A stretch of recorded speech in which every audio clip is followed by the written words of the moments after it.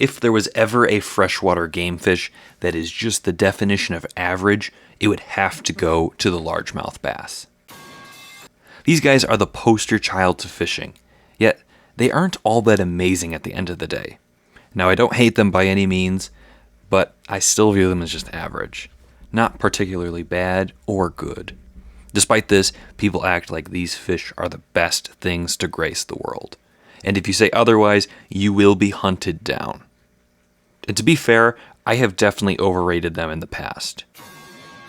But today, I wanted to get into exactly what these fish are, their diets, and of course, how to catch them.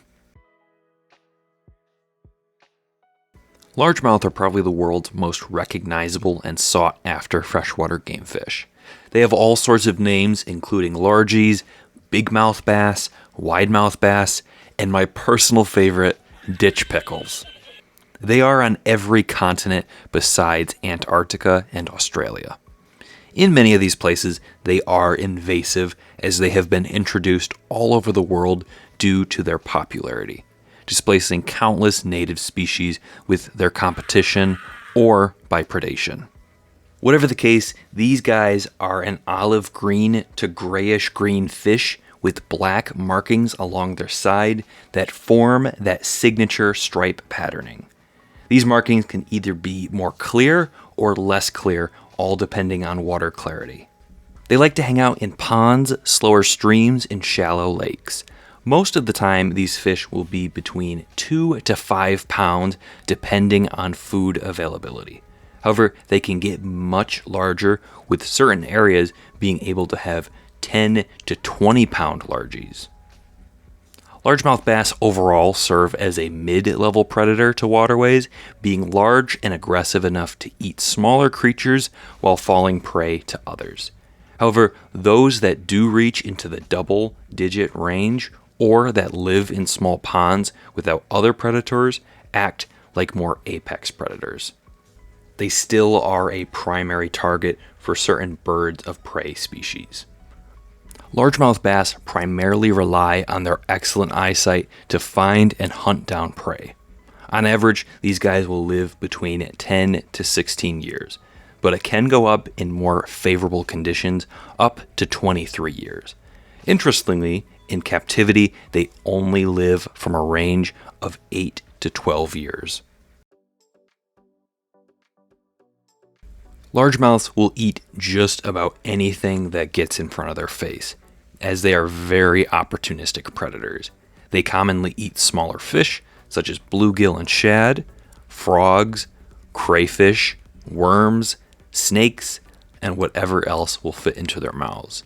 They will also eat small mammals and birds, however, these are far less common prey items.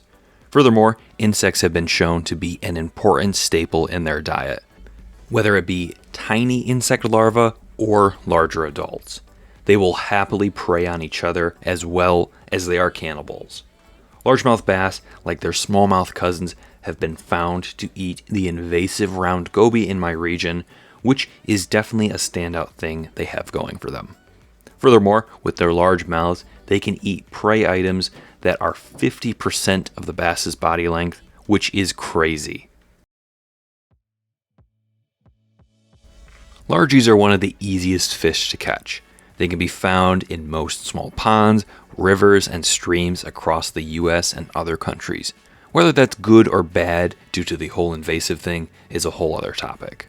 Whatever the case, they can be caught with a plethora of lures due to their enhanced vision, aggressive nature, and opportunistic feeding styles. Flashy fish-mimicking lures are a common option for bass fishing, as they act like an injured bait fish. Lures like crankbaits, jerkbaits, and spinners can get you results. Furthermore, topwater lures like whopper ploppers are another excellent choice in more calm, steady waters.